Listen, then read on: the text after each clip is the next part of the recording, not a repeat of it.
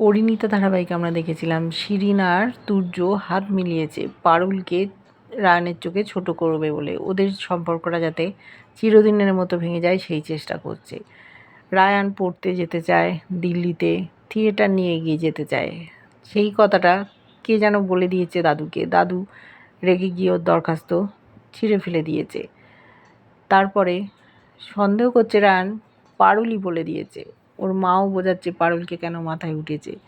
শেষ পর্যন্ত পারুল বলেছে রায়ানকে তুর্য দাদুকে বলেছে, আর তুর্য জানলো কী করে? তারপর সমস্ত ঘটনাটা পরিষ্কার হলো, নিশ্চয়ই শিরিন আর তুর্য হাত মিলিয়ে এই কাণ্ডটা করেছে। রায়ান শিরিনকে বলেছিল তুর্যর বাড়িতে দুজনে চলে গেছে, সেখানে দেখেছে পারুলের একটা বড় ছবি টাঙানো। অবাক হয়ে গেছে ওরা, কেন তুর্য এরম করছে? তুর্য কিছু বলতে পারে না, পারুল ওকে ধমকে দিয়ে এসছে রায়ানের ক্ষতি করার চেষ্টা করলে ও দেখে নেবে। ওদিকে শিরিনের বাড়িতেও রায়ান বলতে গেছে, বলেছে আমি ইনসিকিউর ফিল করছিলাম সেই জন্য এরকম করেছি, আমাদের সম্পর্কটা তুই নষ্ট করিস না।